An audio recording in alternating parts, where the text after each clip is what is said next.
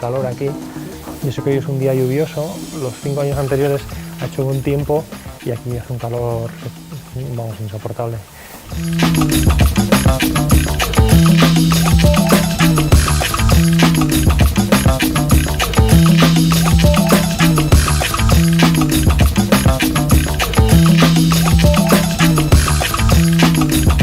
¿Viste el huevo?